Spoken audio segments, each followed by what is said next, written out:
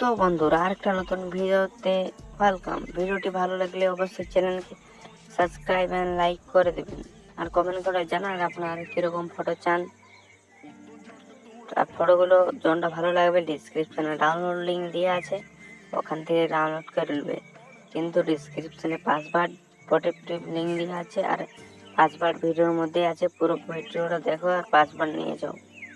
তো ফটোগুলো দেখো আর ডিসক্রিপশন থেকে ডাউনলোড করো।